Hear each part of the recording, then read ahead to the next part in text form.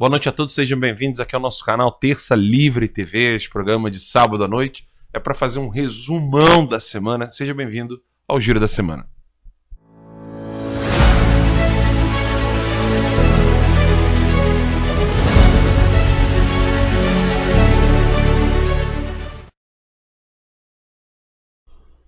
Muito bem, pessoal. Além de resumo, da semana, existem coisas que acontecem entre a sexta-feira e o sábado que nós não podemos deixar de falar.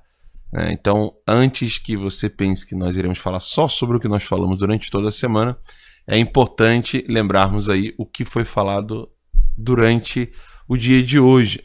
Durante o dia de hoje ficou nos Trending Topics do Twitter a hashtag Eu Votei Nele, em referência ao presidente Jair Messias Bolsonaro. Ainda está, deixa eu dar uma conferidinha aqui, enquanto eu falo com vocês, ainda está lá, a hashtag Eu Votei Nele, ainda está em primeiro lugar nos trendings, aqui em tendência, que fala em português, o meu tá em inglês aqui, Trending in Brazil, aí tá lá, Eu Votei Nele, a primeira hashtag ali, e depois seguem as outras aí, Hernanes. Tem gente falando aqui de uma youtuber que sumiu de novo, etc. Mas a hashtag Eu Votei Nele está em alta, está lá em primeiríssimo lugar e mostra cada vez mais a força que o Bolsonaro tem, mesmo com toda a imprensa contra ele. Então, ao falar de Twitter, eu publiquei o seguinte: essa história de ser atacado no Twitter, com muitas aspas, é 1. Neologismo, 2. Eufemismo, 3. Falta de senso de proporção, 4. Um reflexo psicológico doentio. Bolsonaro é chamado de nazista, estuprador, miliciano, torturador, genocida, e a turma do lado de lá sente-se ofendida quando contestada. Dá-me paciência, escrevi no segundo Twitter.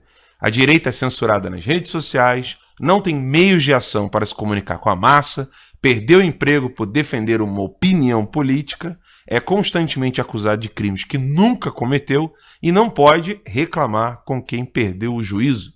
Botei ali PQP, E terceiro Twitter, eu disse: não deixe de assistir ao psicólogo Martin Federico Echevarria para entender o caráter patógeno da sociedade, o caráter patógeno da nossa sociedade atual, da nossa cultura atual, que transforma tudo em terror. Tudo é terrível, o mundo acabou, meu Deus, eu fui atacado no Twitter.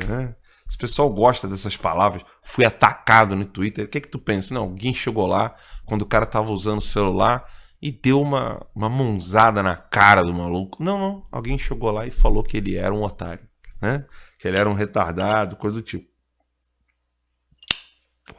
Esses são os ataques que o padre Fábio de Mello e a Raquel Sherazade decidiram usar aí o termo atacar, fui atacado.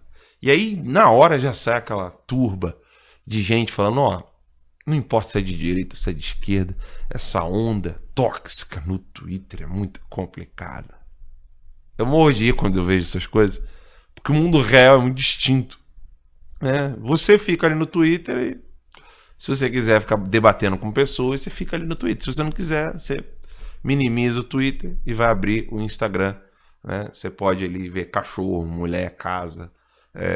Você pode ir pro Facebook, ficar vendo as tiazinhas que estão presas ao Facebook ainda. Você pode ir pro Gab, ficar conversando com a galera da direita. Ou você pode ir pro Waze, procurar um lugar e sair de casa. Sabe? Depende de você. Esse negócio de... Isso aí é um ambiente tóxico. Twitter ficou um ambiente tóxico. Ai, ui, mimimi, Fico impressionado. Até o Arthur Duval caiu nessa. O Twitter está um ambiente tóxico, não importa se é de direita ou se é de esquerda. Fico impressionado, cara. Fico impressionado.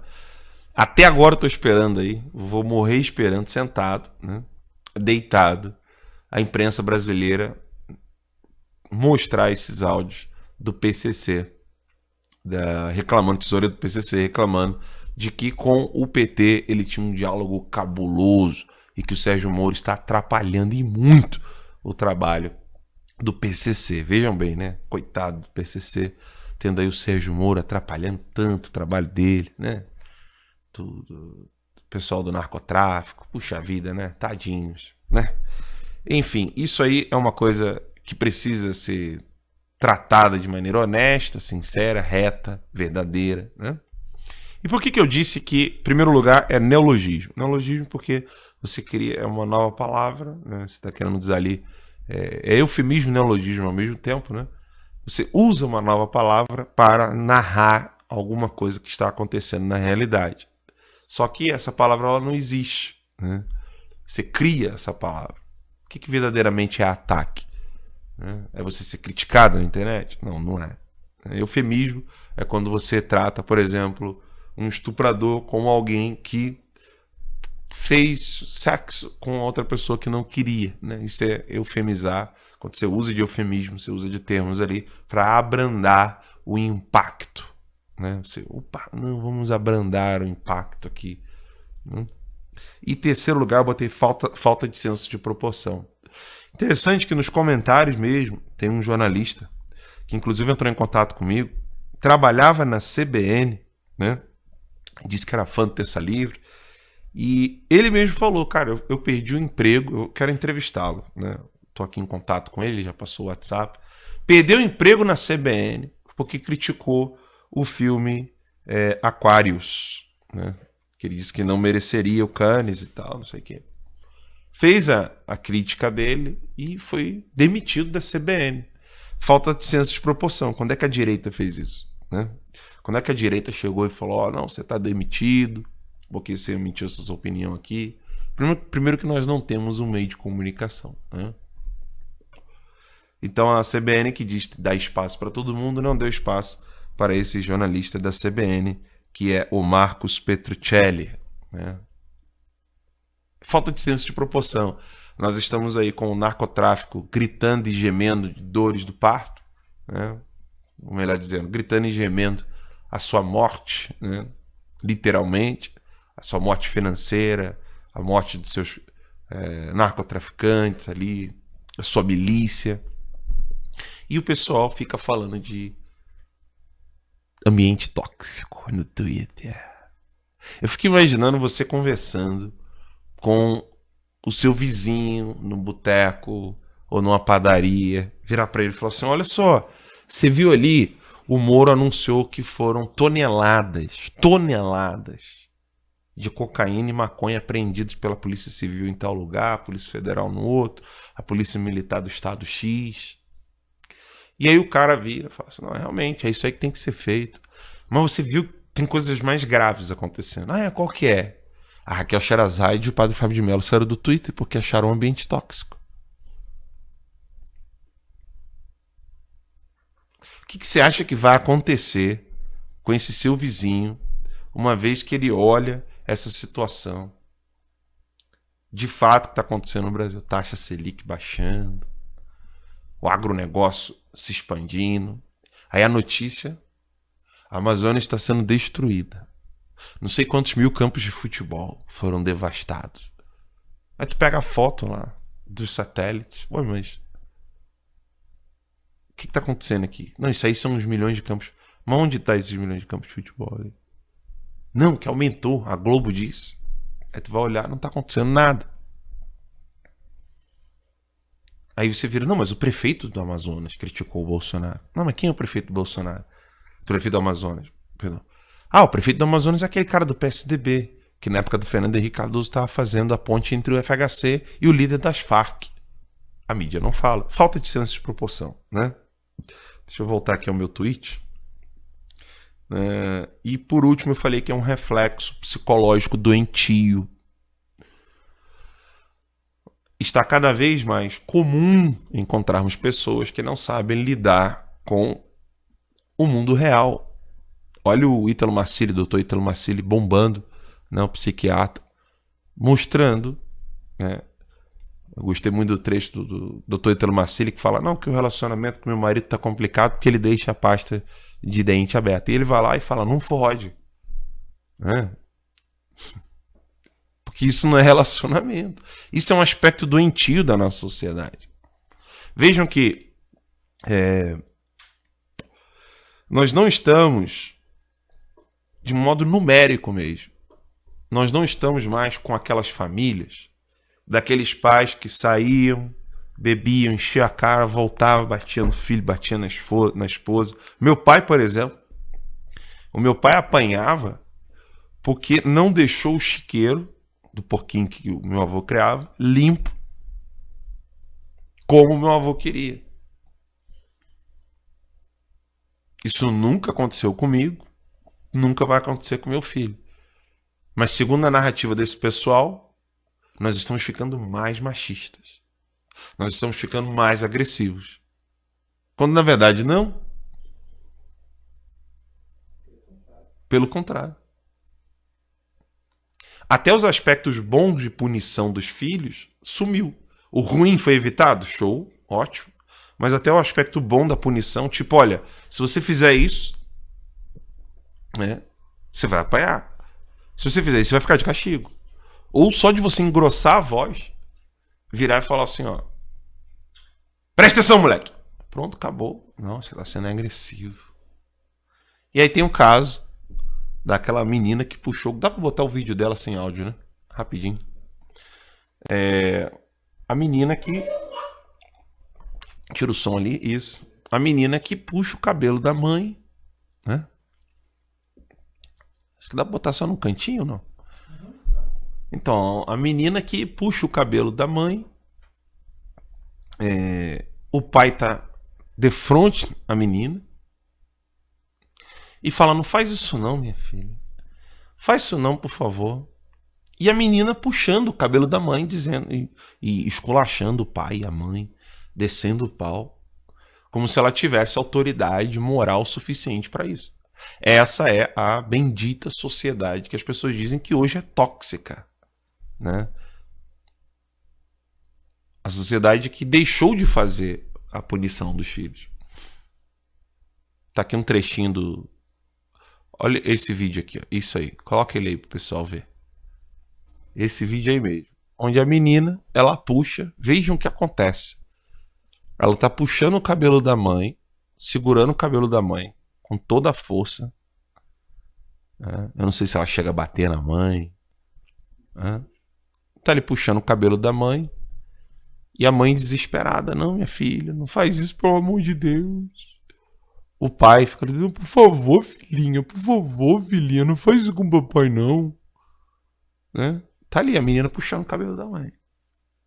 Esse aspecto doentio da nossa sociedade precisa ser cada vez mais salientado, precisa ser sublinhado, precisa ser desenhado e precisa ser divulgado. Nós somos a geração do todinho. Essa é a verdade. Se tem uma coisa que está difícil hoje no mercado de trabalho, é o RH. Às vezes o cara sabe fazer a coisa certinha ali. Às vezes não é um problema de mão de obra qualificada. É só RH. O cara não sabe levar uma correção. Qual foi o horário que eu pedi para você entregar aquele negócio? 7h50. Você entregou que horas? 8h10. Pô, mas não era 7h50? Mas é só 20 minutos. Mas, cara, eu não te contratei para você entregar o negócio naquele... E aí você vai cobrando, a pessoa já fica... Ai, ele não gosta de mim. Ele tá me cobrando porque eu sou uma pessoa ruim. Ele acha que eu sou ruim, eu não sou uma pessoa boa. Aí confunde tudo. Confunde o julgamento moral, que é o comportamento da pessoa, com o julgamento do operacional do trabalho. É o verdadeiro corta-camada. Quem assiste ao Dr. Ítalo Marcilli está ciente disso. É incrível, né? Isso aqui é bizarro. Acharam um tweet do padre Fábio de Mello, antigo aqui. Peraí, olha a esquerda. Acharam um tweet do padre Fábio de Mello que mostra o quanto que não tem motivo dele sair do Twitter. Está escrito assim: o outro lhe decepcionou ou foi você que esperou demais? E é importante essa pergunta do padre Fábio de Mello. Né? O outro lhe decepcionou ou você que esperou demais? E agora volta-se contra ele. Não aguentou a pressão da esquerda, porque a direita foi lá defendê-lo. Tá? Não aguentou a esquerda chega lá e fala: não, Fábio, Padre Fábio, nossa, estou desapontado com o senhor porque o senhor vai na Globo, padre. Como é que o senhor pode ir na Globo e pedir para que as pessoas saiam na cadeia somente no dia de finados para visitar o túmulo da vítima, padre? Não, padre, o senhor participa da Globo. A nossa sociedade está doente, gente. Eu vou fazer um pequeno resumo aqui. Isso tudo é introdução, hein? Isso tudo é introdução, eu ainda nem comecei a ler as notícias. Mas eu vou fazer um pequeno resumo para você aqui de uma questão psicológica, tá? O homem necessita do comportamento humano com outros homens. Significa que nós aprendemos primeiramente de forma mimética. O que quer dizer isso? Nós aprendemos imitando as pessoas. Esse comportamento mimético, ele tem um período. Depois a pessoa começa a ter o ato voluntário. O que vem a ser o ato voluntário? É aquele ato do qual a pessoa já pode ser penalizada ou louvada, ou seja, ela pode ser glorificada pelos seus atos ou ela pode ser corrigida pelos seus atos, porque ela a partir daquele momento já está usando a razão humana. Nesse período onde o homem começa a ser responsabilizado pelos seus atos, é o que nós chamamos de o período da idade da razão. Há um debate filosófico, qual seria essa idade. Uns dizem que é 7, outros dizem que é 5 anos. E o ser humano já começa a ser responsabilizado pelos seus atos. E o que vem a glorificar o ato humano? É quando a minha vontade ela é regida pela a razão humana. Eu já não mais faço as coisas porque alguém me disse para fazê-las, ou simplesmente porque eu quero. Eu faço aquilo porque a minha razão diz, é meu dever, aquilo está certo. Eu não posso deixar de cumprir com este compromisso. Só que os atos humanos não se transformam da noite para o dia. Você precisa se habituar a fazer as coisas, boas ou más, não importa. Se são boas, você precisa repetir aquele ato constantemente, mesmo contra a sua própria vontade, mas iluminado pela razão de que aquilo é certo. Repetindo esses atos, chega um momento que ele fica habitual. Quando ele fica habitual, significa que você dominou a sua vontade, a sua inteligência. Agora é quem rege. E ficando habitual, nós chamamos isso de virtude. Meu filhinho, por exemplo, come com a mão, né? Então, mas vai fazer 2 anos. Ele come com a mão. Às vezes, quando a gente vai lá, pega o garfinho, pega a colher. Come com a colher, meu filhinho. Óbvio que ele não tem muito controle, então ele pega a colher, vira, a comida cai. Ele está se habituando. Ele vai começar a ter esses atos repetidamente até chegar ao ponto de acontecer como ocorre comigo e com você que está me assistindo aí agora em casa. Quando você já não pensa mais em pegar a comida, você simplesmente vai conversando com as pessoas, interessante, você já não precisa mais ter todo um cálculo. A colher precisa estar assim, a concha precisa estar para baixo, a colher precisa ser pega com essa mão aqui, ela tem que ser levada à boca, a comida não pode cair, não pode ser tanta comida, porque senão pode acontecer no percurso que você esbarra em alguma coisa, a comida cai. Tudo isso é como ocorre com os atos humanos. Eu preciso acordar cedo, eu preciso trabalhar, eu preciso fazer isso, eu preciso fazer aquilo. Você vai se habituando, você vai mudando os seus hábitos. Só que com as coisas ruins acontece a mesma coisa. E nós somos repletos de ações que são boas e ações que são ruins. Nós precisamos evitar as ações ruins e praticar mais as ações boas. E a própria consciência grita quando nós estamos fazendo alguma coisa errada. Talvez não é um grito que convença a nossa inteligência a parar de se omitir e deixar a vontade dominando ali a inteligência, mas ela dá aqueles pitacos, Você sabe que você não está certo. Você sabe que isso não é justo. Você sabe que na maneira que você respondeu essa pessoa não está certa. Você sabe que isso não é direito. Então, o convívio social, ele precisa ter uma cultura, um ambiente onde promove as ações boas e pune as ações ruins. E o que será de uma sociedade onde o jornalismo louva de forma tácita, ou seja, calada, ou louva de maneira aberta, direta, sem pudor, o narcotráfico? Nós lemos ontem aí rapidamente a Rede Globo chateada, revoltadíssima, lamentando que a Polícia Civil do Rio de Janeiro não irá mais dizer qual será o trajeto dos helicópteros da polícia nas suas ações. Porque a Globo filmava as operações da polícia e o traficante podia simplesmente jogar naquela telinha lá para me simular aqui. O traficante está em casa lá, pau quebrando, ele vira e fala: opa, deixa eu ver aqui na Globo que horas os policiais chegam aqui. Ah, Globo. Ah, legal, Globo, valeu. Obrigado, Globo. Obrigado, Globo. E aí o cara muda de canal, né? Vamos sair, vamos dar um rolé, né? Pode mudar lá.